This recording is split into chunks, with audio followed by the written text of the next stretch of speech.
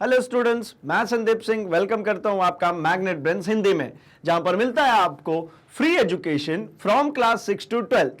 मतलब यहां पर आपको कुछ चैप्टर्स देखने के बाद किसी भी तरीके का गोल्ड सब्सक्रिप्शन या प्रीमियम सब्सक्रिप्शन लेने की बिल्कुल भी जरूरत नहीं पड़ती, क्योंकि हम आपके लिए लेकर आते हैं क्वालिटी कंटेंट्स एक्सपीरियंस टीचर्स के साथ, वो भी फ्री ऑफ कॉस्ट। तो जैसा कि हम मिला करते हैं अपने भौतिकी सब्जेक्ट के साथ, जो विज्ञान का ही एक हिस्सा है, और हम आज चर्चा करने जा रहे हैं गति चैप्टर जो पाठ 8 है उसके एनसीईआरटी सॉल्यूशंस की। मतलब हमने ये पूरा चैप्टर देख लिया है, सब कुछ उसमें हमें बन चुका है, सभी छोटे बड़े एस्पेक्ट्स हम समझ चुके हैं। तो अब जरा चर्चा कर ली जाए उससे रिलेटेड क्वेश्चंस की, ताकि हमें यह भी तो पता चल जाए कि हमारी कितनी हो चुकी है तैयारी, हमें कितना बनने लगा है चैप्टर। तो चलिए बिना समय पास किए हम एनसीईआरटी सॉल्यूशंस को प्रारंभ कर लेते हैं। यहां पे हम एनसीईआरटी के जितने भी एक्सरसाइज के क्वेश्चंस दिए हैं, एक एक क्वेश्चन को हम हल करेंगे विधिवत तरीके से भाई। तो शुरू करते हैं हम अपने पहले क्वेश्चन की, जो एनसीईआरटी पाठ 8 के अंतर्गत है भाई। तो हमारा सबसे पहला जो क्वेश्चन है वो है, एक एथलीट वृत्तीय रास्ते जिसका व्यास 200 मीटर है का एक चक्कर 40 सेकेंड में लगाता है। ठीक है, 2 मिनट 20 सेकेंड के बाद वह कितनी दूरी तय करेगा और उसका विस्थापन क्या होगा। तो बड़ा सिंपल सा क्वेश्चन है भाई। जरा हम इसके लिए लिख लेते हैं कुछ वैल्यूज, क्योंकि देखिए सबसे बड़ी मुसीबत आती है ना कि जैसे ही न्यूमेरिकल्स आते हैं हमारे हाथ पैर ढीले होने लगते हैं भाई। हम सोचते हैं यार ये मैथमेटिकल चीज है, नहीं नहीं नहीं नहीं ये नहीं करना।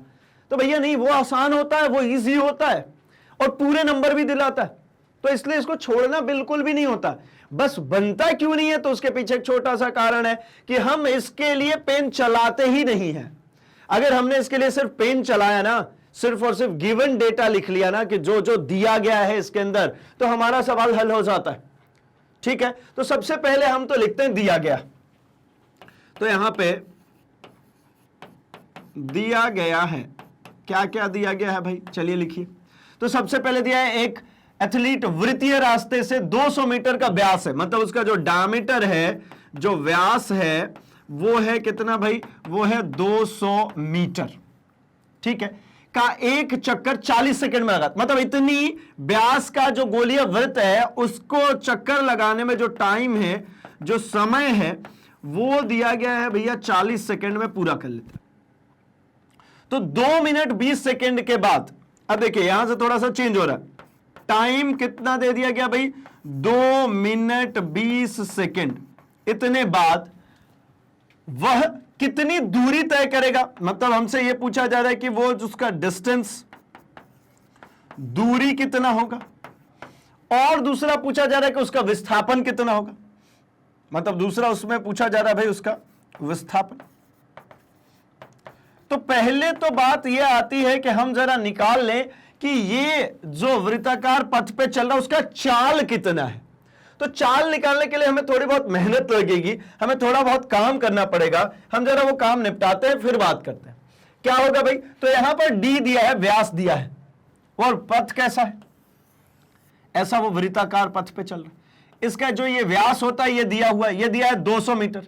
तो अगर डी दिया है 200 मीटर, तो मुझे पता है कि जो आर होता है वो होता है d/2, मतलब 200/2, मतलब कितना भाई, 100 मीटर। यानी जो इसकी जो त्रिज्या निकल के आ गई, इसकी जो त्रिज्या होगी वो कितनी हो गई, 100 मीटर की।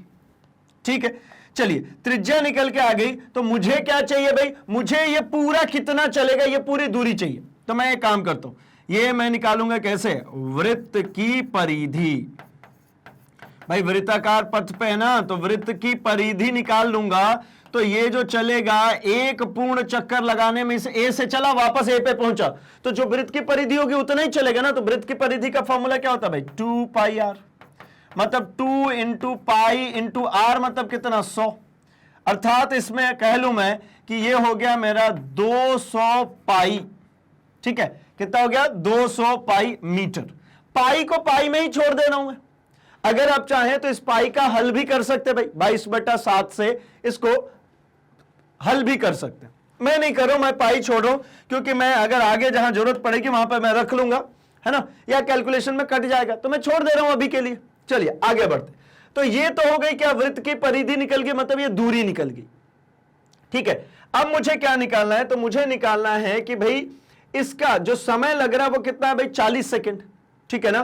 तो मुझे इससे निकाल लेंगे कि इसकी जो गति है ना, इसकी जो चाल है, चाल क्या होती है भाई, तो चाल होता है हमारा दूरी बटा समय।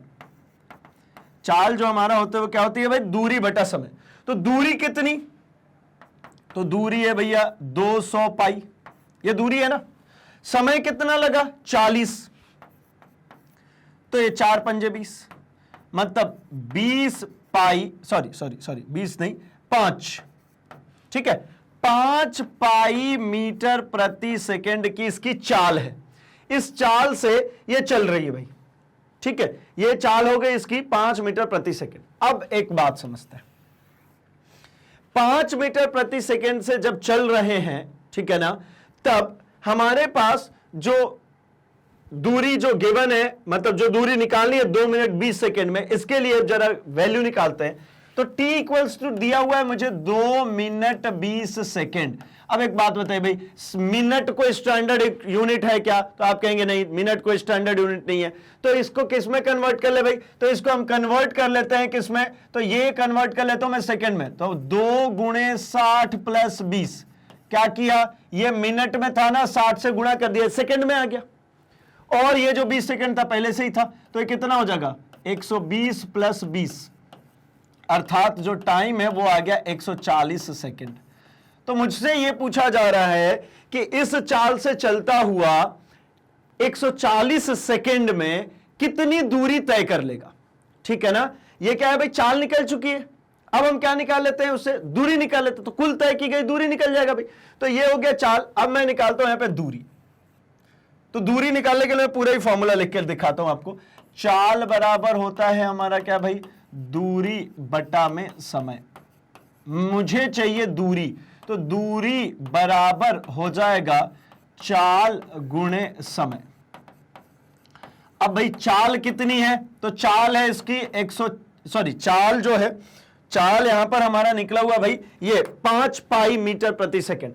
तो 5 पाई इंटू, एक काम करता हूं मैं, इसको रख लेता हूं ऐसे ही 5 पाई। समय जो है वो कितना हो गया भाई, 140 सेकंड।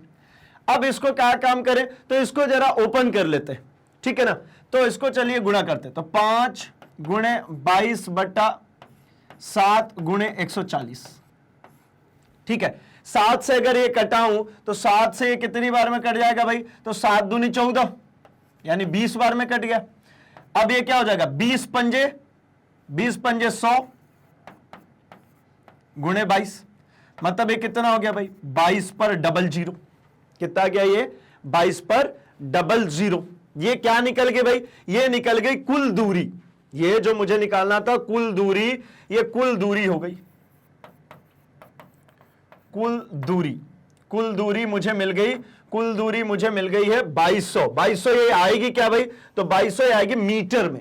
यहां पे 2200 किस में आ जाएगी, मीटर में। अब पूछा जा रहा है मुझसे कि विस्थापन कितना होगा। तो भाई देखिए, इतनी देरी में ये 2200 चली है। 2200 चलने का मतलब होता है कि इसको जो 5 पाई जो था हमारा जो चाल, और मैं यहां 200 पाई यहां पे जो रखा है 200 पाई, ये क्या थी भाई, एक चक्कर। चूंकि ऐसा मैं लिख सकता हूं कि एक चक्कर लगाने में कितना कंप्लीट होता भाई, 200 पाई, ठीक है ना। एक चक्कर यहां से ऐसा घूम करके ये लगाएगा तो कितना हो जाएगा, 200 पाई, ठीक है। तो ये 200 पाई एक चक्कर में होता है। यहां से मैं लिखता हूं, कुल दूरी है 222, एक चक्कर में कितना हो रहा है, 200 पाई। तो कितने चक्कर होंगे, कुल चक्कर कितना होगा, तो कुल जो चक्कर यहां पे लगाएगा वो कुल जो चक्कर होगा उसकी मैं बात कर लूं तो ये 2200 बटा 200 2200 बटा ये हो जाएगा कितना, 200। पाई मतलब क्या भाई, तो पाई मतलब ये हो जाएगा 22 और इधर हो जाएगा 7। अब एक काम करता हूं मैं, ये 2 जीरो से ये 2 जीरो कैंसिल, 22 से ये 22 कैंसिल, 7 बटा 2। 7 बटा 2 का मतलब कितना, 3.5 चक्कर। कितना चक्कर लगाएगा भाई, 3.5 चक्कर लग रहा। अब 3.5 चक्कर का मतलब क्या समझते हैं, तो देखिए 3.5 चक्कर का मतलब देखिए, यहां से मैं ये ए से मैं चलना शुरू किया, मैं दूसरा कलर ले लेता हूं। ये ए से चलना शुरू किया, ये हो गया भाई 1 चक्कर, ये 2 चक्कर, ये 3 चक्कर। अब 3.5 चक्कर का मतलब क्या, 3 चक्कर पूरा हो चुका था ना, यहां से चले और यहां पे आकर रुक गए, ये हो गया 3.5 चक्कर। अब ये 3.5 चक्कर का मतलब विस्थापन कितना होगा, 3.5 चक्कर चला है तो विस्थापन कितना होगा भाई।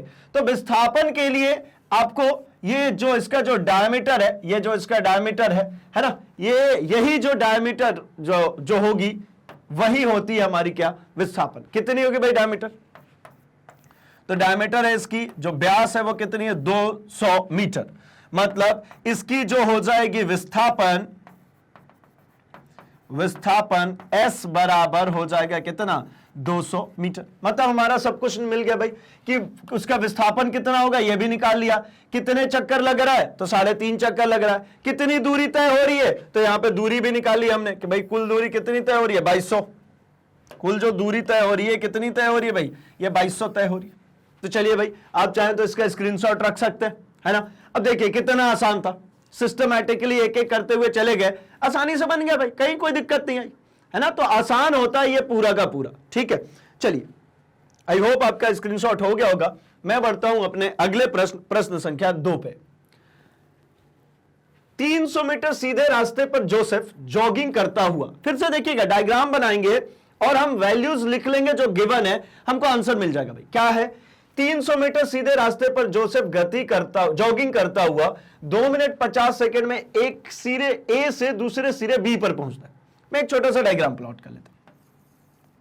यहां पर जोसेफ जो है भाई वो ए से बी तक जाते हैं, कितनी देर में भाई, तो ये भाई 300 मीटर है, ये दूरी कितनी, 300 मीटर।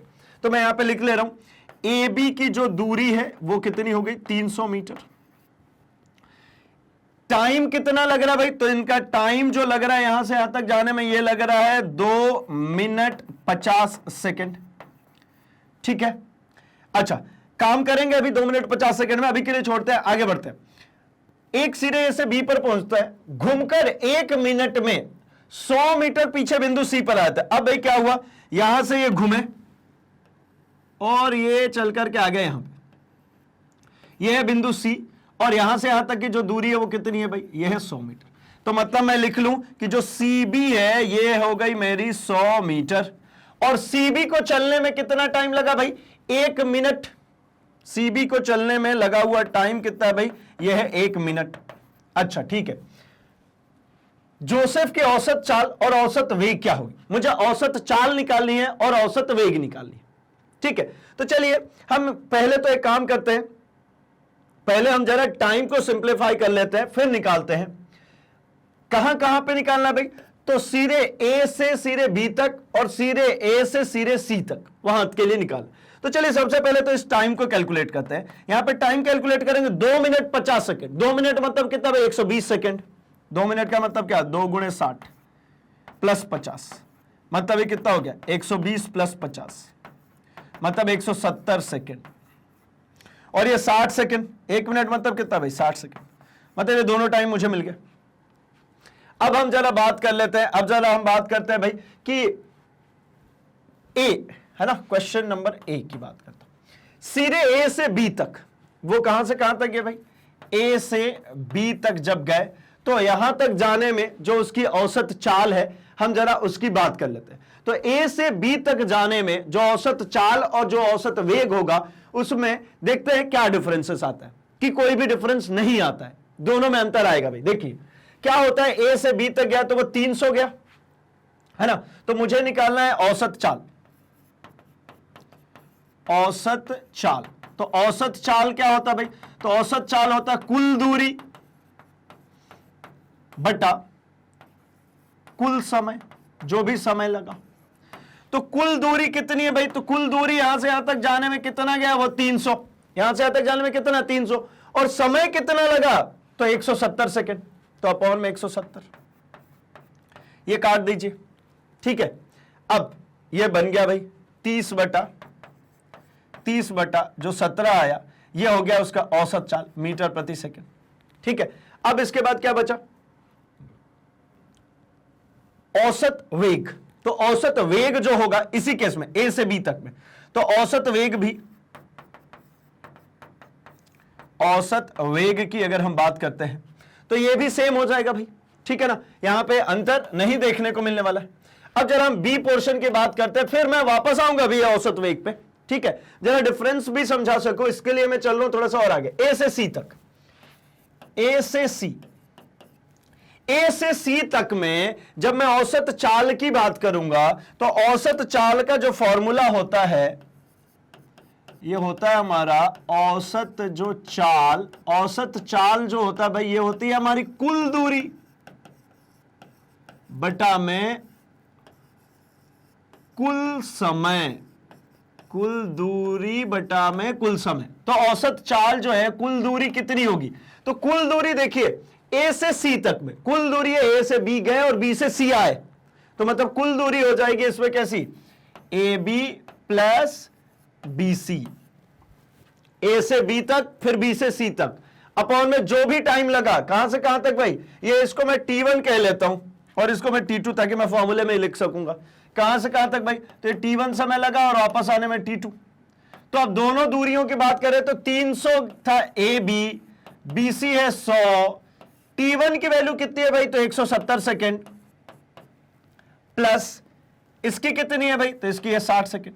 अब इसको करेंगे तो 300 एक 400 बटे में, इसको अगर आप हल करते हैं तो 170, 70 और 60 करेंगे तो 230, एक जीरो से एक जीरो कट गया, बचा क्या भाई 40/23 मीटर प्रति सेकेंड।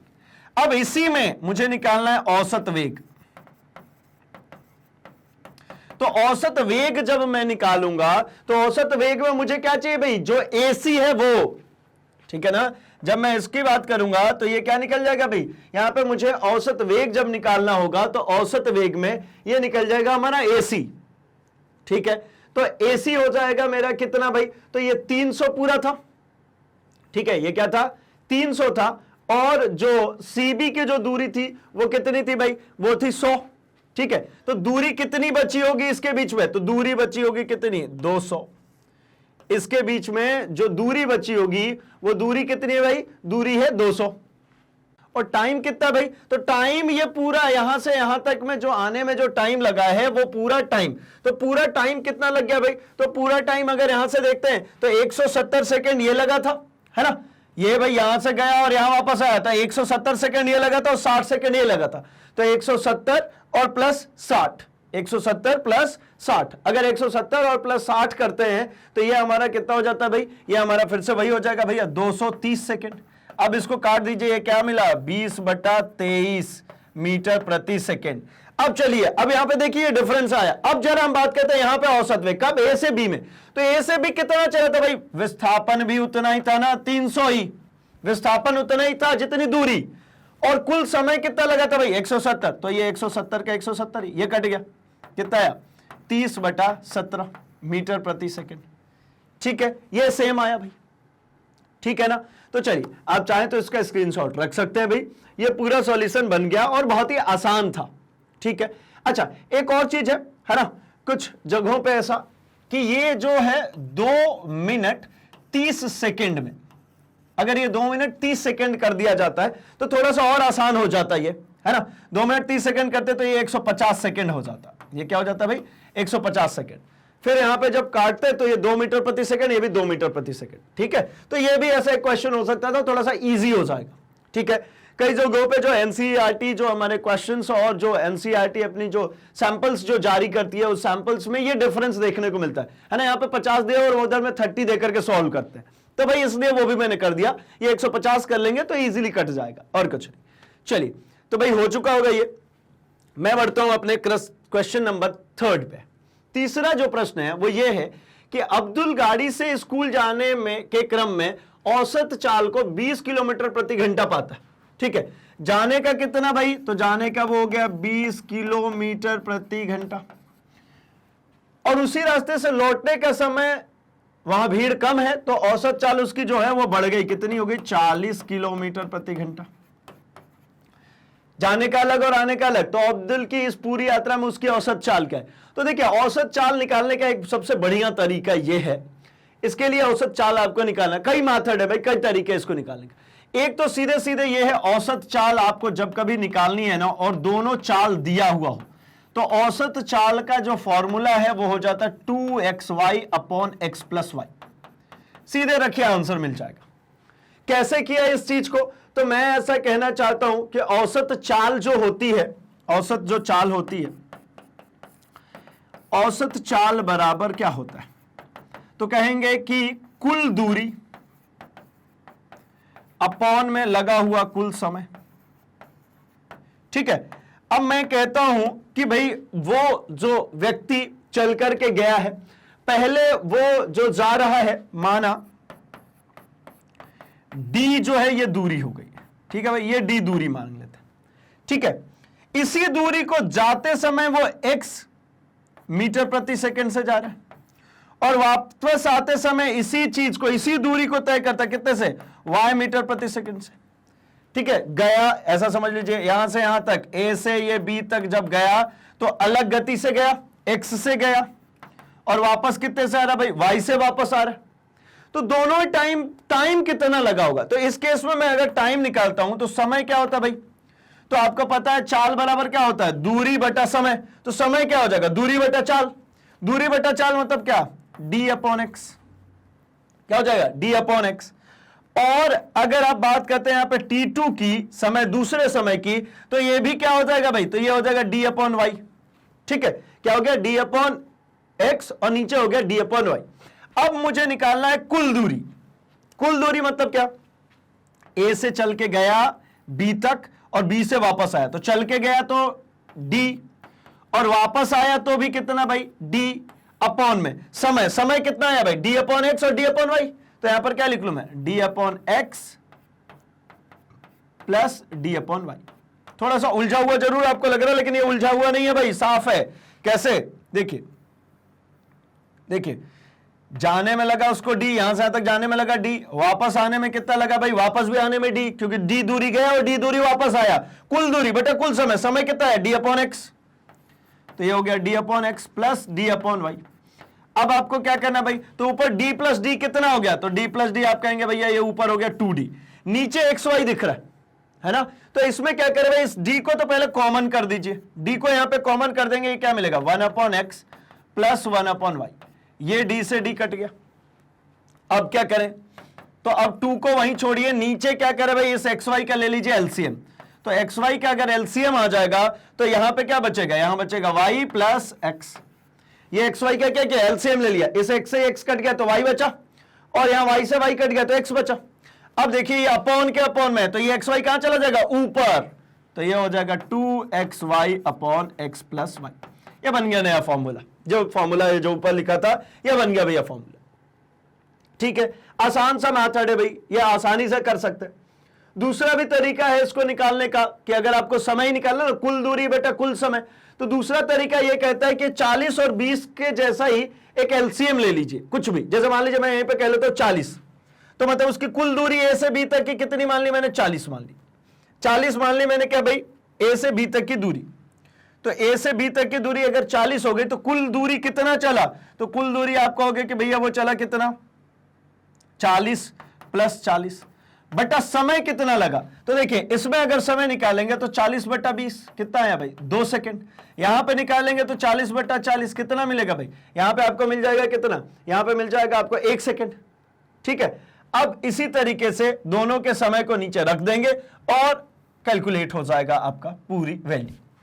खैर, यहां पे हम जरा जिस मेथड से कर रहे हैं ये आपका बिल्कुल लॉन्ग कट मेथड हो गया, ये आपका मेन मेथड हो गया भाई। इस तरीके से अब मैं यहां पे फॉर्मूले में वैल्यू रख दूं या तो यहां पे रख लूं, दोनों में बात बराबर है।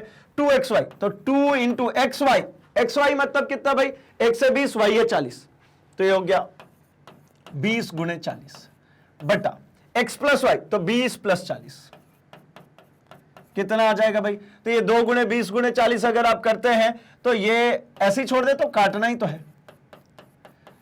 नीचे पे जरूर जोड़ देता हूं, मैं 60 कर देता हूं। 60 से अगर इसको काटेंगे ये कट जाएगा, है ना? और अगर देखें इसको 6 से अगर इसको काटने की कोशिश करते हैं तो ये 2 से काट दीजिए, ये 3 से कट जाएगा। ठीक है ना?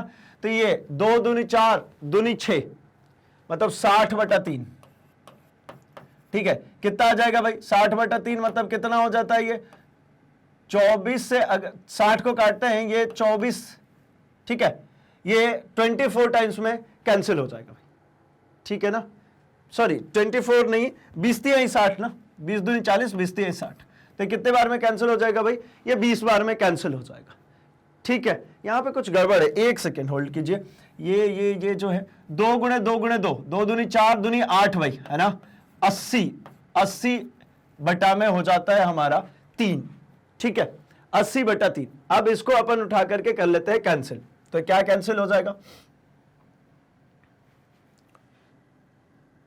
3 से कटाइए इसको, 3 से कितनी बार में कट जाएगा भाई, तो 3 से पहले तो ये चला गया 2 बार में, ठीक है, 3 से कितने बार में चला जाएगा ये 2 बार में, तो 3 दूनी 6, 6 से ऊपर से कितना आ जाएगा भाई 20 हो जाएगा, है ना, 20 हो गया तो 36 18, फिर इसके बाद दशमलव लग जाएगा, फिर ऊपर से आएगा वो 20 हो जाएगा, मतलब ये 6 चलता जाएगा, यानी ये कितना आ गया भाई 26.6, ऐसे ही ये चलता चला जाएगा।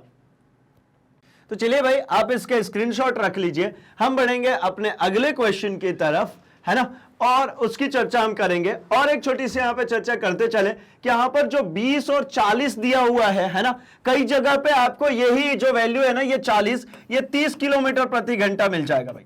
करेंगे इसी प्रोसेस से, लेकिन उसका कैलकुलेशन आसान हो जाएगा, वो थोड़ा कैंसिल आउट हो जाएगा और एग्जैक्ट वैल्यूज आ जाएगा। जैसे यहां पे मुझे डेसिमल मिल रहा है, वो डेसिमल में ना मिलके एग्जैक्ट आ जाएगा। कब? जब वो 40 को मैं 30 से रिप्लेस कर देता हूं, ठीक है ना। तो कई जगह पे आपको ऐसे भी देखने को मिल सकता है। हम अब जरा बात कर लेते हैं अपने अगले क्वेश्चन की, क्वेश्चन नंबर 4 की। एक मोटर बोट झील में विरामावस्था से, ठीक है, देखिए पहले वही काम भाई, हमें गिवन डेटा लिखना होता है कि जो यहां पे गिवन है सबसे पहले आप उसको लिखिए। क्या गिवन है भाई? तो गिवन है कोई मोटर बोट झील में विरामावस्था से, विरामावस्था का मतलब क्या भाई? प्रारंभिक वेग। इसका जो प्रारंभिक वेग है उसका मान है 0। सरल रेखीय पथ पर 3 मीटर प्रति सेकंड स्क्वायर, प्रति सेकंड स्क्वायर क्या होता है भाई? तो ये त्वरण होता है। तो ये ए गिवन है, ये मुझे गिवन है त्वरण कितना गिवन है भाई? 3 मीटर प्रति सेकंड स्क्वायर, ठीक है भाई। 8 सेकंड तक चलती है। सेकंड मतलब क्या गिवन हो गया? टाइम। ये मुझे यहां पर गिवन हो गया समय 8 सेकंड। अच्छा, चलती है। इस समय अंतराल में मोटर बोट कितनी दूरी तय करेगी? दूरी मतलब क्या भाई? मुझसे एस पूछा जा रहा है, दूरी, विस्थापन, दूरी कहिए, क्योंकि सरल रेखा में चल रही है ना। सरल रेखा में तो वही विस्थापन, दूरी बराबर ही होगा भाई सरल रेखा में। कौन सा फॉर्मूला याद आता है? ये सब कुछ किस में कायम हो सकते हैं, किस में आ सकता है? तो मुझे फट से क्लिक होता है कि ये v इक्वल्स टू पहला आता है u प्लस AT। तो भाई इसमें जो है, इसमें हमने देखा है कि इसमें जो विस्थापन होता है उसकी कोई बात ही नहीं होती, तो ये तो रिजेक्ट हो गया। चलिए तीसरे की बात करते हैं, v square minus u square is equals to 2s। तो भैया इसमें जो है ये टाइम तो है ही नहीं, कैसे रिलेट करूंगा मैं टाइम को, है ना। और v का भी नहीं पता है, यहाँ पे v का नहीं मालूम है भाई, ठीक, तो मतलब ये भी रिजेक्ट। अब कौन बचता है भाई? तो थर्ड बचता है s equals to ut plus half AT square. इसके हिसाब से देखें तो भैया s हाँ है, u बिल्कुल है, t है, a है, मतलब सब कुछ है। मतलब मुझे s निकालनी थी, वो s आ गया इसके अंदर, और ये जो राइट साइड में दिख रहा है इसकी वैल्यूज हमको क्वेश्चन में गिवन है। तो चलिए भाई इन सभी को रख करके आंसर बनाते हैं। क्या करूं मैं लिखूंगा गति के द्वितीय समीकरण से, गति के द्वितीय समीकरण से। तो गति के द्वितीय समीकरण से मुझे देखने को क्या मिलता है भाई? तो मुझे देखने को मिल रहा है s इज इक्वल्स टू होता है मेरा ut plus 1/2 of AT square. जो जो गिवन है रखिए। u की वैल्यू गिवन है भाई कितनी? 0। प्रारंभ में कैसा था? रेस्ट पे, तो 0 इंटू टाइम को लिखे या फिर रहने ही दे तो भी चलेगा, क्योंकि भैया वो क्या 0 ही तो होना है। प्लस 1/2 a मतलब भाई कितना? 3, तो 3 इंटू टाइम का स्क्वायर मतलब 8 का स्क्वायर, 8 का स्क्वायर, हो गई बात खत्म। ये तो पूरा 0 हो गया, मतलब 1/2 इंटू 3 इंटू 8 64। 8 से करेंगे तो कितना हो जाएगा? 8 64। 64 को अगर मैं काटता हूं 2 से तो ये 32 32 बार में ये कट जाएगा मेरे हिसाब से, है ना। 32 दूना 64, अब 3 से कर दीजिए गुणा, तो 3 दूना 6 और 3 तिया 9। S equals to 96 metre. कितनी दूरी तय करेगा भाई मोटर बोट? 96 मीटर। ये तो सबसे सड़ा क्वेश्चन था भाई, सबसे इजी क्वेश्चन था ये। चलिए तो आप स्क्रीनशॉट रखिए, हम जरा अगले क्वेश्चन पे बढ़ेंगे भाई, ठीक है। होपफुली आपको ये सब कुछ समझ में आ रहा है भाई, क्योंकि इसमें है ही कुछ नहीं, बहुत ही आसान सा ही तो है। हम क्या कर रहे हैं, हम जो गिवन डेटा है वो लिख रहे हैं, लिखने के बाद हमको पता चल जा रहा है कि कौन फॉर्मूला लगाऊं कि इसमें ये सब कुछ आएगा। तो मुझे घर से याद नहीं है, मैंने भी क्या किया, लिखा ना, मैंने लिख करके आपको दिखाया ना कि भाई इसमें सूट हो रहा है क्या, नहीं, इसमें हो रहा है क्या, नहीं, इसमें हो रहा है क्या, तो भाई हाँ हो रहा है तो ठीक है, चलिए रख देते हैं उसमें सब वैल्यूज। चलिए बढ़ता हूं मैं फिफ्थ क्वेश्चन पे। फिफ्थ क्वेश्चन है, किसी गाड़ी का चालक 52 किलोमीटर प्रति घंटा की गति से चल रही कार में ब्रेक लगाता है और कार विपरीत दिशा में एक समान दर से त्वरित होती है और कार 5 सेकंड में रुक जाती है।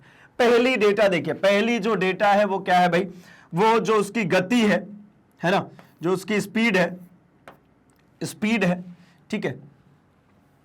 और मैं ऐसा लिख लेता हूं कि भाई उसकी वेलोसिटी में कह लेता हूं, जो कौन सी वेलोसिटी भाई, तो इनिशियल u से चल रही है वो, है ना, कितना 52 किलोमीटर प्रति घंटा, तो 52 किलोमीटर प्रति घंटा इससे चल रही है। कार में ब्रेक लगाता है तो वो त्वरित होगी और वो विपरीत दिशा में त्वरित होती है और 5 सेकंड में रुक जाती है। मतलब टाइम कितना हो गया भाई, 5 सेकंड।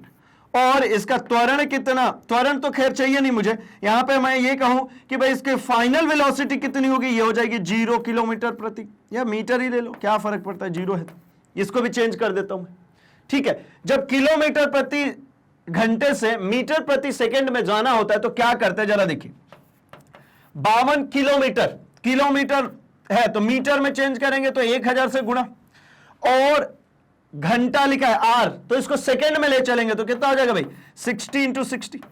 इसको इससे काट दीजिए, 10 बटा कितना आ गया भाई, 10 बटा 36। ये 52 बाद में करेंगे भाई, ये 52 को तो ऐसे ही छोड़िए, 10 बटा कितना आ गया, ये आ गया 36। इसको आप कैंसिल करेंगे अगर 5 से, तो 5 से बेसिकली नहीं है ना, 36 है तो 36 से कैंसिल, मतलब 2 से कर देते, 18 दूनी 36 और 5 दूनी 10, मतलब क्या 5 बटा 18, यानी 52 में अगर मैं 5 बटे 18 का गुणा कर देता हूं तो ये मीटर प्रति सेकंड में बदल जाएगा।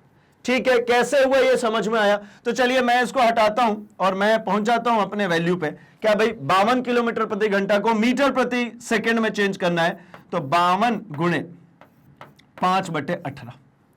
जब आप इसको कैंसिल करेंगे तो इसको कैंसिल करने के पश्चात हमको यहां पर देखने को मिल जाता है कि ये हो जाएगा मेरा 14.4। ये जो वैल्यू आएगी ये कितनी आ जाएगी, 14.4, 14.4। ठीक, अब इसी प्रकार हमसे यह पूछा जाता है कि दूसरा चालक जो 30 किलोमीटर प्रति घंटा की गति से चल रहा है, ठीक है, ये पहले के लिए इतनी जगह रख लेते हैं, इधर इसकी बात करते हैं। तो इसका यू कितना है भाई, 30 किलोमीटर प्रति घंटा। इसको भी मीटर प्रति सेकंड में चेंज ही कर लेते फटाफट, तो 30 गुणे वही 5 बटा 18। इसको जब आप चेंज करेंगे तो ये आ जाएगा हमारा 8.33। ठीक है, इसको विभाजित कीजिए, 8.33 आएगा।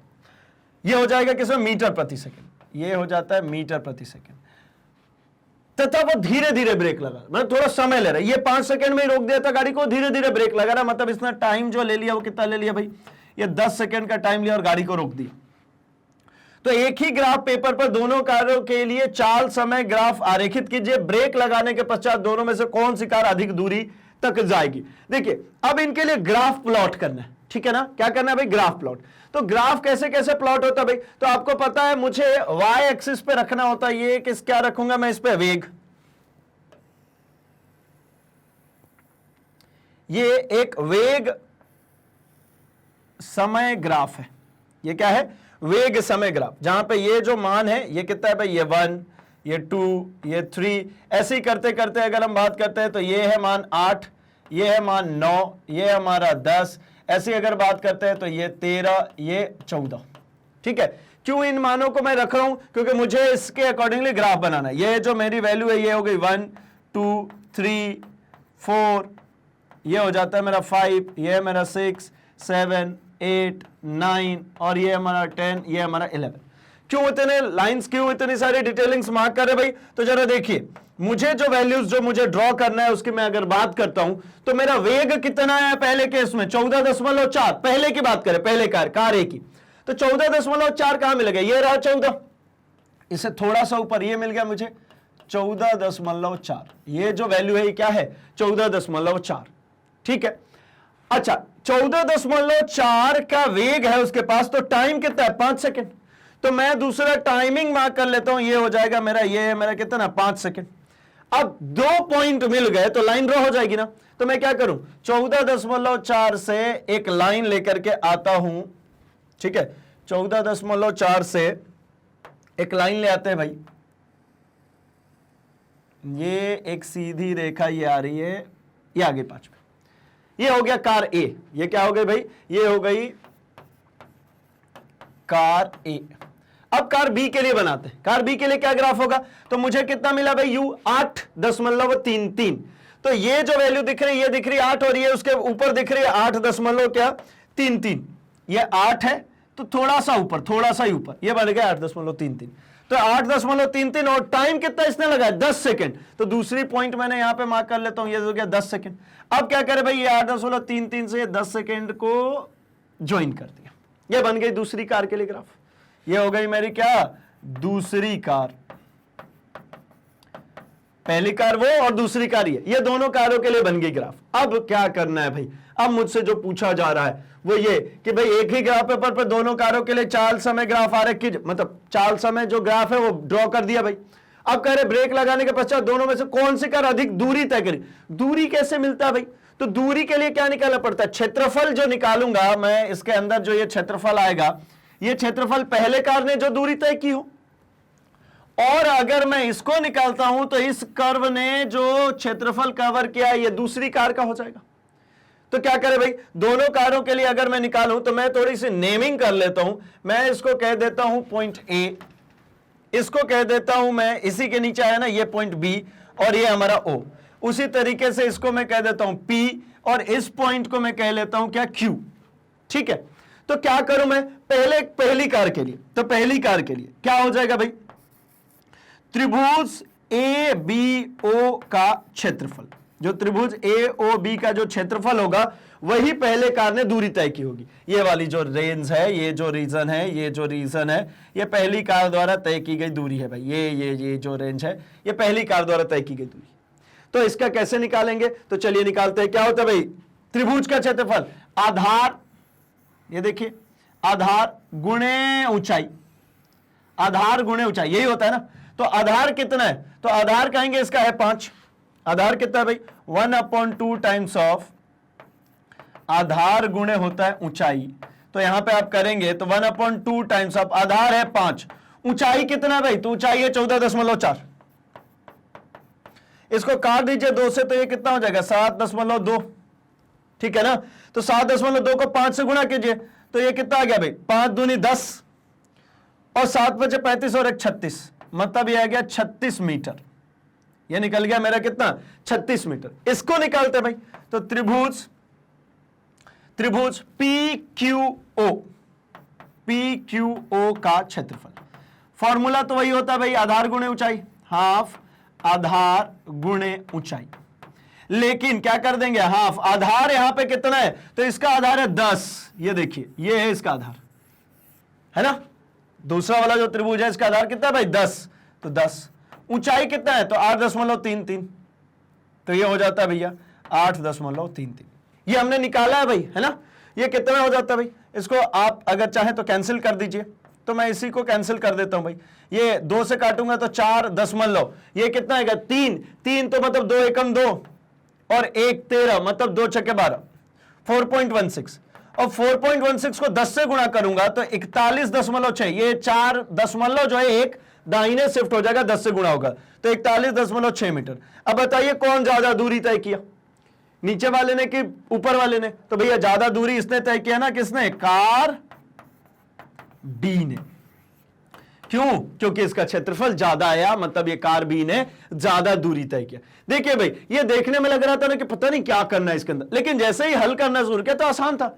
कैलकुलेशंस भी टफ नहीं रहे इसमें, और ग्राफ भी ड्रॉ करना कोई टफ काम नहीं था, क्योंकि मुझे पता है ना वाई अक्ष पे हम क्या लेते हैं, वाई अक्ष पे ये जो हमने लिया है ये हमने लिया है चाल, और इधर हम जो लिए हैं ये लिया हमने क्या, समय। तो ये चाल और समय के बीच में यही ग्राफ ड्रॉ होती है, मैंने ड्रॉ कर दी है। चलिए स्क्रीनशॉट रखिए, हम बढ़ेंगे अपने अगले क्वेश्चन पे। चलिए भाई, तो हमारा अब जो अगला क्वेश्चन है, क्वेश्चन नंबर 6, वो ये कह रहा है चित्र में 3 वस्तुओं ए, बी और सी के दूरी समय ग्राफ प्रदर्शित है, ग्राफ का अध्ययन करके निम्न प्रश्नों का उत्तर दीजिए। देखिए, जब कभी भी आपको इस तरीके से ग्राफ का अध्ययन करना होता है ना, तो आपके लिए एक शॉर्टकट तरीका समझाता हूं मैं, कैसे आसानी से बता सकेंगे। एक तो इसका ट्रेडिशनल तरीका यह है कि इसका स्लोप निकालिए, ढाल। ढाल कैसे निकालते हैं भाई, तो ढाल देखिए, ढाल होता है हमेशा y अपॉन एक्स। तो y अक्ष पे क्या है भाई, दूरी, x अक्ष पे क्या है, समय। तो दूरी बटा समय मतलब क्या मिलेगा, चाल। अब जिसका ढाल ज्यादा होगा, है ना, उसका उतना चाल होगा, जिसका ढाल जितना ज्यादा उतनी उसकी चाल, और जिसकी ढाल जितनी कम उतनी कम उसकी चाल। तो भाई देखिए, ये जो ग्राफ जो दिख रहा है ये किसके लिए, ये ए के लिए, ये जो दिख रहा है ये सी के लिए, और ये जो दिख रहा है ये बी के लिए। ठीक है, ये जो है इसको मार्क कर लेते हैं भाई, ये जो गई है ये ए के लिए है, ये ए। ये जो दूसरे कलर से मैं ड्रॉ कर देता हूं भाई, ये जो गई है ये बी, और ये जो तीसरी ब्लैक है तो ब्लैक ही रख लेते हैं, ये चेंज कर लेते हैं भाई। ये जो हमारी तीसरी गई है ये हमारी हो गई सी। ठीक है, अब किसमें किसका स्लोप ज्यादा है भाई, ए का, बी का, सी का। तो स्लोप सबसे ज्यादा जो मुझे दिख रहा है वो दिख रहा है बी का। कैसे पता चला, तो इसके लिए एक आसान सा काम है, क्या करना, एक आप किसी भी समय पे, मैं कह लेता हूं ये 0.8 पे, 0.8 नहीं, थोड़ा सा और दूर लीजिए, है ना, 0.8 है ना, ये 1 2 3 4 है, मतलब कितने से चल रहा भाई, पॉइंट यहां ले लेता हूं, ये कितना हो जाएगा भाई, ये पूरा 1 हो जाएगा, है ना, 1.0। यहां पे मैंने एक लाइन ड्रॉ कर ली। ये लाइन ड्रॉ करने से मुझे क्या फायदा मिलेगा ये समझिए। इस जगह पे इस लाइन ने मुझे ये बताया कि समय सबका सेम है, सबका जो समय है वो क्या है भाई, सेम है। ठीक है, अब इस पे सबका समय सेम हो चुका है, तो मुझे जो ज्ञात करनी है वो ज्ञात करनी है इसी समय पे सबके लिए अलग अलग ढाल, कौन सबसे ज्यादा जो है झुका हुआ है। तो देखिए, अगर इसके लिए मैं बनाता हूं यहां से, तो ये एक त्रिभुज बनेगा जो मुझे ए वाले का स्लोप बताएगा, ए वाले का मुझे कोण बताएगा, ये रहा ए का कोण। मैं इसी जगह पे इसको बनाता हूं, तो ये मुझे किसको बताएगा भाई, ये मुझे सी का कोण बताएगा, और इसी जगह पे मैं इसको बनाता हूं तो ये मुझे बताएगा किसका, ये बताएगा मुझे बी का कोण। आप डायग्राम में देखिए, आपको बिना कुछ भी हल किए आपको समझ में आ रहा होगा सबसे ज्यादा कोण किसका है। तो सबसे ज्यादा कोण आपको दिख रहा है कि ये बी का सबसे ज्यादा कोण है। ठीक है ना, सबसे जो झुका हुआ है, जो झुकाव ज्यादा है किसका है भाई, बी का। तो भाई इसका आंसर क्या हो जाएगा, तीनों में से कौन सबसे तीव्र गति से गतिमान है, तो भैया जो है बी है, ये सबसे तेजी से गति कर रहा है। ठीक है, बी जो है सबसे तेजी से, क्योंकि चाल ज्यादा होगा ना, ये जो स्लोप है क्या बता रही, चाल बता रही, तो चाल सबसे ज्यादा किसका, बी का है, तो बी तेजी से चल रहा है।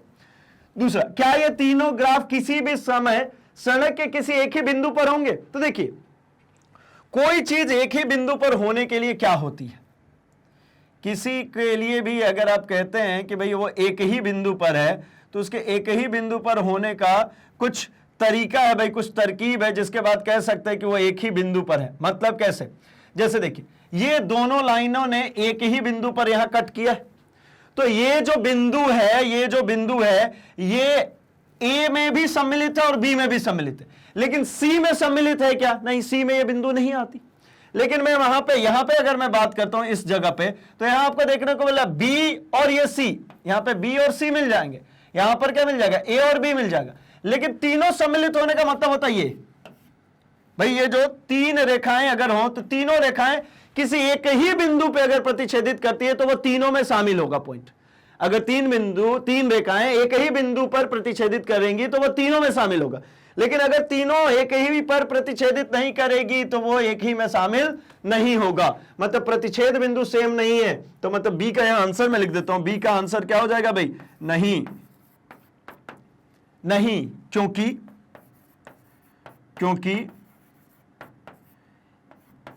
एक समान प्रतिच्छेद बिंदु नहीं है। एक समान प्रतिच्छेद बिंदु नहीं है, या प्रतिच्छेद बिंदु समान नहीं है, बिंदु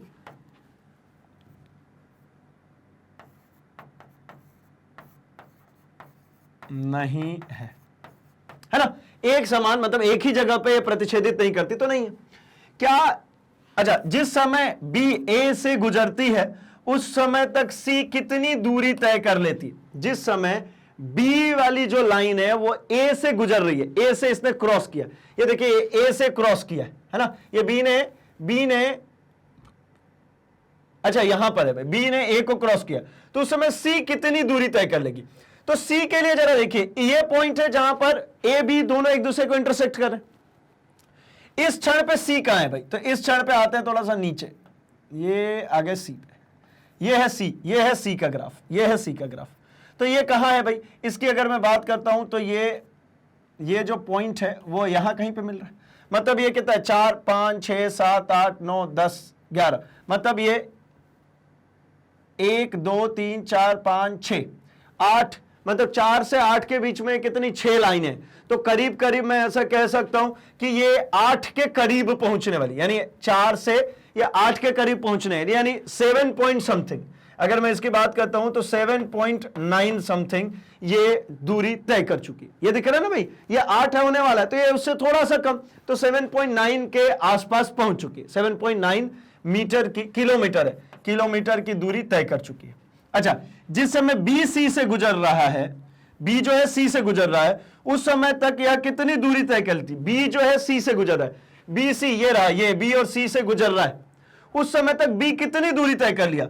अच्छा, एक और चीज है भाई, एक और चीज है, ये 7.9 तो ठीक है, ये 7.9 तो ये वैल्यू मिल गई इसकी, लेकिन एक चीज और, ये शुरू कहां से हुआ था? शुरू हुआ था, ये मिड पॉइंट है ना, 2 माइनस कर दीजिए, ये जो है ये पूरा कितना? ये 4, मतलब 0 से नहीं शुरू हुई है ना लाइन, ये लाइन इतनी ऊपर से शुरू हुई, यानी 2 पॉइंट लगभग ऊपर से, तो -2 है ना, यानी ये कितना हो जाएगा भाई? 5.9 अप्रॉक्स इतनी, क्योंकि ग्राफ में इक्वल डिविजन्स नहीं है, इसलिए मैं इतना अप्रॉक्स लिखता हूं।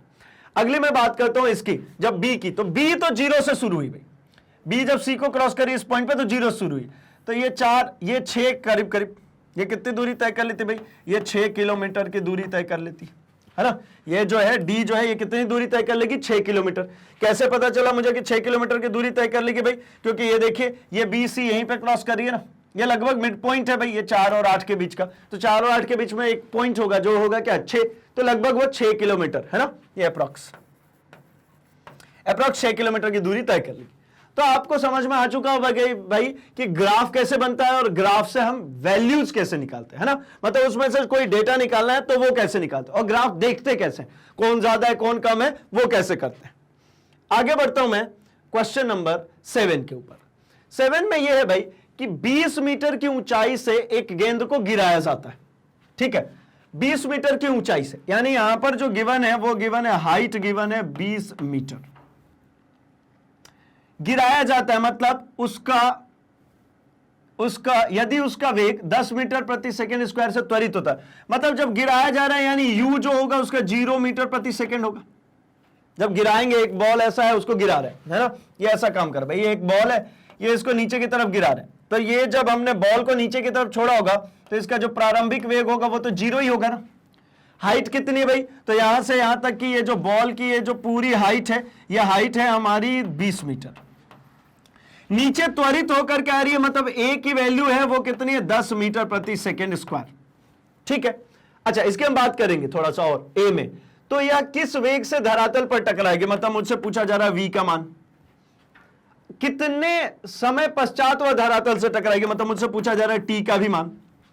अब यहां पर जो मुझे ये a दिख रहा है, जरा इसमें चर्चा करनी है। जब ये नीचे की तरफ गिरेगी, जब ये वस्तु नीचे की तरफ गिर रही होगी तो क्या हो रहा होगा भाई, इसका जो वेग है वो बढ़ रहा होगा, मतलब यहां पे त्वरण हो रहा होगा भाई 10 मीटर प्रति सेकंड स्क्वायर का, ठीक है ना। चलिए हम कर लेते हैं, ठीक। इसको वैसे गुरुत्वीय त्वरण कहते हैं। ये जो ए लिखा हुआ है ये अल्टीमेटली क्या है, गुरुत्वीय त्वरण है, जिसका मान 10 मीटर प्रति सेकंड स्क्वायर है, ठीक है। क्या है भाई, गुरुत्वीय त्वरण जिसका मान 10 मीटर प्रति सेकंड स्क्वायर है। अब क्या करें, तो अब यहां पर हम कर लेते हैं भाई इसको कैलकुलेशन, क्योंकि ये हमें आगे आने वाले चैप्टर्स में पढ़ना है, खैर कोई फर्क नहीं पड़ता, तो यही पे छोड़ देता हूं। मैं जरा कैलकुलेशन करता हूं। मुझे निकालना है v, है ना, u गिवन है, h गिवन है, इसका मतलब क्या है, ये इसको मैं कह सकता हूं s गिवन है भाई, h गिवन है मतलब दूरी गिवन। कौन सा फॉर्मूला लगाएं कि ये मुझे कैलकुलेट होकर के मिल जाए v, है ना, और t भी गिवन नहीं है। तो भाई मुझे याद आता है कि जो v square minus U square is equals to 2as वाला जो फॉर्मूला होता था, इसके हिसाब से मुझे v ज्ञात करना है, u गिवन है, a गिवन है, s गिवन है, तो इसमें से मिल जाएगा, टाइम की जरूरत नहीं पड़ती इसमें। तो एक काम करता हूं, मैं इसी को लगाता हूं। बताइए v स्क्वायर मुझे निकालना है, माइनस यू स्क्वायर मतलब हो गया 0, ठीक है ना। ये क्या है, गति का तृतीय समीकरण, गति के तृतीय समीकरण से क्या कर दिया भाई, 2a का मान भैया 10, s का मान कितना, s का मान है 20, तो इसका मान रख दिया 20। अब क्या कर दिया भाई, तो ये हो गया v square is equals to, ये कितना हो जाएगा 20 गुणे 20, मतलब v equals to under root of 20 गुणे 20, मतलब v इक्वल्स टू कितना आ गया, ये आ गया 20, v इक्वल्स टू कितना आ गया भाई 20 मीटर प्रति सेकंड। अब आपको निकालना है क्या, टाइम। तो समय किससे निकाले, प्रथम समीकरण से, प्रथम समीकरण से। प्रथम समीकरण क्या होता है भाई, v equals to U plus A T. कैसे पता चला कि भाई इसमें टाइम आता है। आप कहेंगे तो क्यों नहीं निकालूं मैं सेकंड से, लंबा है ना, ये आसान है। तो क्या कर दूं मैं, v की वैल्यू कितनी हो गई भाई, v की वैल्यू है 20, u है 0, a है कितना, a है 10, और टाइम मुझे कैलकुलेट करनी, हो गई बात खत्म। क्या होगा भाई, तो ये हो जाएगा 20/10 इज इक्वल्स टू टी।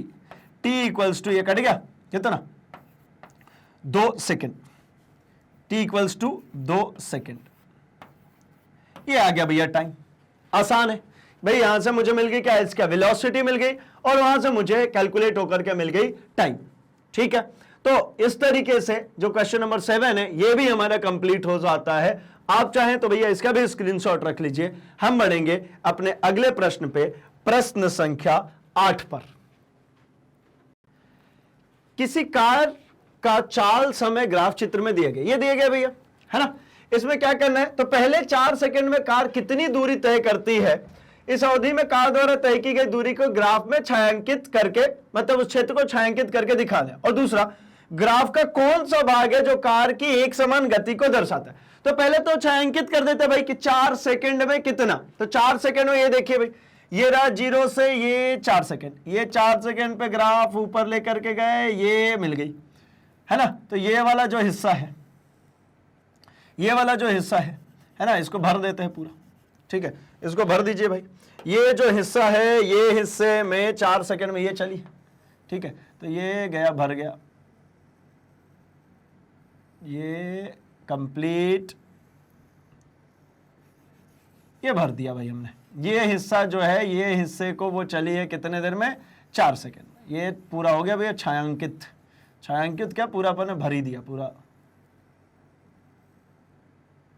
ये लो भैया हो गया छायांकित, ठीक है ना। ये जो दूरी है, ये जो दूरी उसने तय किया है, यही दूरी, यही वाली जो दूरी है, यही दूरी जो है इन्होंने तय किया है भैया इस कार ने। अब अगली बात करते हैं। अगले पॉइंट में हमसे पूछा गया ग्राफ का कौन सा भाग कार की एक समान गति को दर्शाता है।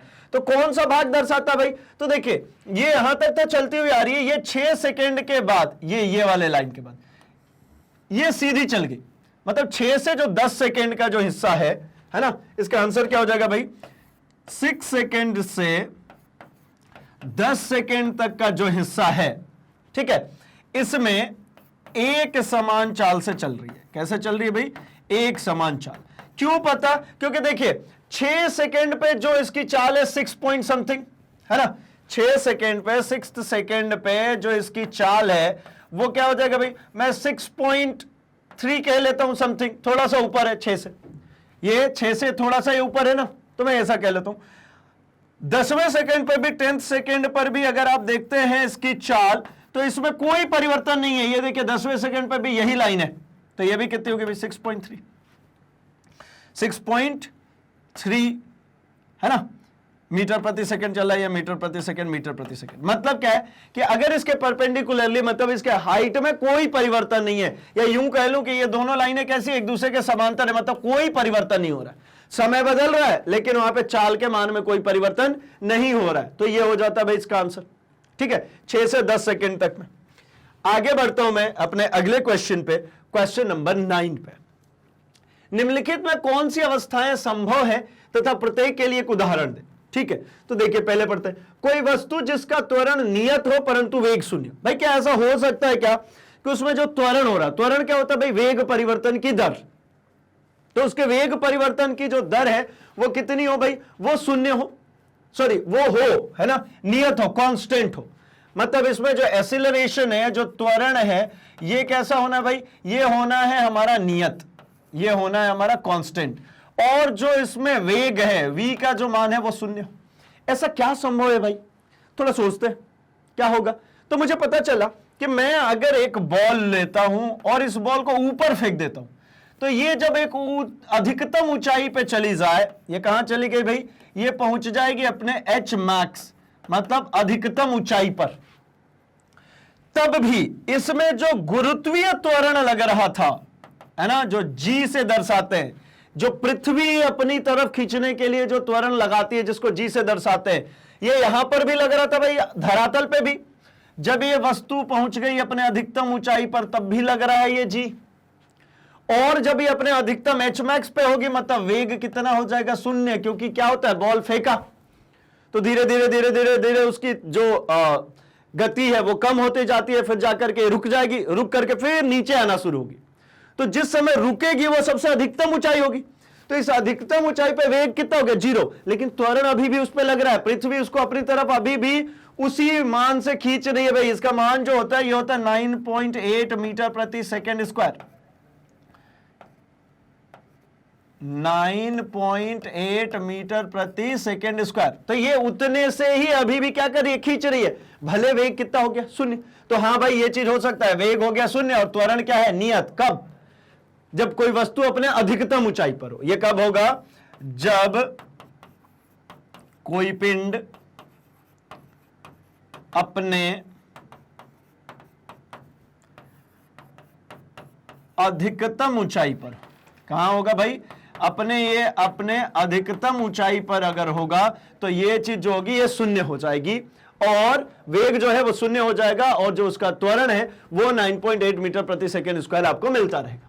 अच्छा, कोई वस्तु किसी निश्चित दिशा में गति कर रही हो तथा त्वरण उसके लंबवत हो, मतलब गति कर रही है और त्वरण लंबवत हो, तो इस केस में क्या होता है भाई, तो इस केस के लिए लिख लेता हूं मैं, मुझे ऐसा ध्यान आता है जैसे जो पृथ्वी गति कर रही है सूर्य के, वो भी, या कोई सैटेलाइट, कोई सैटेलाइट मतलब क्या भाई, उपग्रह, है ना, उपग्रह, कोई उपग्रह, है ना, अपने जो ग्रह की परिक्रमा करता है, उपग्रह और ग्रह की जो परिक्रमा होती है यही होती है। कैसे भाई, तो ये देखिए, ये हो गया इसका केंद्र, ये हो गया मेरा ग्रह, और ये हो गई मेरी उपग्रह। तो ये जो उपग्रह है, उपग्रह क्या करती है भाई, इसका जो वेग होता है वो तो इधर है, ये तो बाहर चली जानी चाहती है, लेकिन इस पे जो गुरुत्वाकर्षण बल लगा रहा होता है ग्रह, वो इधर लगा रहा होता है। मतलब जो इसमें त्वरण जो हो रहा है वो किधर हो रहा है, यहां पे जो त्वरण हो रहा है वो त्वरण जो हो रहा है वो केंद्र की तरफ, केंद्र की ओर, या इसी चीज को कह सकता हूं मैं जो त्रिज्या के अनुदिश, इसको मैं कह सकता हूं क्या, त्रिज्या के अनुदिश। अनुदिश मतलब क्या भाई, त्रिज्या जिधर है उधर ही साइड पे, ये जिधर त्रिज्या है इधर ही साइड पे ये लग रहा है, इसके ऊपर क्या, त्वरण, लेकिन वेग किधर है, ये जाना तो इधर चाहती है ना, बाहर की तरफ, और वेग कैसा भाई, लंबवत, वेग कैसा भाई, लंबवत है, किसके, त्रिज्या पे। देखिए ध्यान से, त्रिज्या मतलब क्या भाई, त्वरण पे। तो ये जो आंसर हमसे मांगा गया था कि कोई वस्तु किसी निश्चित दिशा में गति कर रही हो और त्वरण उसके लंबवत हो, हाँ बिल्कुल है, यहाँ पे जो त्वरण है वो इधर है और वेग जो है इधर है, ना तो यहाँ पे g परपेंडिकुलर क्या है, v के, g जो है वो लंबवत है किसके, वेग के। ठीक, चलिए भाई, चाहे तो इसका भी स्क्रीनशॉट रख सकते हैं। हम बढ़ेंगे अपने आखिरी क्वेश्चन नंबर 10 पर। भाई जो हमारी एनसीईआरटी है उसमें यही 10 क्वेश्चंस गिवन है एक्सरसाइज में, तो हम अपने 10वें क्वेश्चन पे आ जाते हैं। ये क्वेश्चन भी देखिए उसी जैसा आ गया भाई जो अभी चर्चा किया। एक कृत्रिम उपग्रह है ना, 42 है ये पूरा, है ना, 42,250 किलोमीटर की त्रिज्या के वृत्ताकार कक्षा में, मतलब ये आर जो त्रिज्या है वो वृत्ताकार कक्षा की वो कितनी है भाई, 42,250 घूम रहा है। यदि वह 24 घंटे में पृथ्वी की परिक्रमा करता है, 24 घंटे में क्या कर रहा है, पृथ्वी की परिक्रमा, मतलब जो टाइम है वो कितना है भाई, 24 घंटे। तो उसकी चाल का परिकलन कीजिए, चाल निकालना है भाई। तो चाल बराबर क्या होता है, चाल बराबर होता है हमारा दूरी बटा समय। अब मुझे बताइए ये परिक्रमा कर रहा है, ये ऐसा परिक्रमा कर रहा है, तो परिक्रमा करने के लिए क्या होगा भाई, ये आर है, तो ये जो दूरी होगी ये दूरी क्या हो जाएगी, उसकी परिधि बटा में समय। अब बताइए इस फॉर्मुलेशंस में क्या करूं, तो परिधि कितनी होती है भाई, तो परिधि के लिए मैं लिखता हूं, परिधि इसकी कितनी होगी, आर होता है, तो ये होता है हमारा क्या, 2 पाई आर, वृत्त की परिधि बटा में समय। अर्थात मुझे देखने को मिल गई चाल बराबर 2, 22/7 हो गया मेरा क्या, पाई, और मुझे निकालना है क्या यहां पे, ये आर, आर कितना है भाई, तो आर है 42,250, ठीक है, अपॉन समय कितना है, 24। अब एक बात ये आती है कि भाई ये जो गिवन है, समय गिवन है किसमें, आर्स में, ठीक है, समय किसमें गिवन है, आर्स में, और वो किसमें, किलोमीटर में। तो इसको जब मीटर में बदलूंगा तो क्या कर दूं, 1000 से गुणा कर दूं, और इसको जब सेकंड में बदलूंगा तो क्या कर दूं, 60 × 60, मतलब ये पूरी वैल्यूज आ गई। अब मैं क्या कर लूं, मुझे जो जो कटते बनेगा मैं काट लूंगा, और काटने के बाद जैसे ये 2 0 से ये 2 0 कैंसिल हो गया, ठीक है ना, ये 2 से ये कैंसिल हो गया 12 बार में, मतलब अल्टीमेटली मुझे मिल रहा है क्या, 22 × 42,250, ठीक, गुणे 10 यहां पे बचा हुआ है, बटा में कितना बचा भाई, तो बटा में ये बच गया 12, ये ऊपर 7 है, इसको भी नीचे उतार देता हूं, फिर 6 × 6। जब आप इसको हल करते हैं तो हल करने के बाद आपको मिल जाता है ये 3.74 मीटर प्रति सेकंड, ठीक है, ये फाइनली हमको मिल जाता है। अगर इसी चीज को किलोमीटर प्रति सेकंड में लिखना चाहूं तो चाल बराबर इसको 1000 से डिवाइड कर देता हूं, 1000 से डिवाइड करूंगा तो क्या, 3.07 किलोमीटर प्रति सेकंड, ये आ गया भैया आंसर। मतलब वो जो ग्रह जो है, ये जो उपग्रह जो है, जो ये परिक्रमा करेगी इसके परित, उसकी चाल कितनी है भाई, 3.073 किलोमीटर प्रति सेकंड। ये भी आसान है भाई, है ना, नॉर्मली जो चाल होता है उस पर, बस इसमें जो कैलकुलेशन पोर्शन है उसी के लिए क्वेश्चन दिया गया भाई। ठीक, चलिए इसका भी स्क्रीनशॉट रखिए, और यहां पे हमारा जो है ये पूर्ण हो जाता है पूरा एनसीईआरटी के पूरे सॉल्यूशंस, मतलब यहां पे हमारे पूरे एनसीईआरटी के सॉल्यूशंस खत्म हो जाते हैं भाई।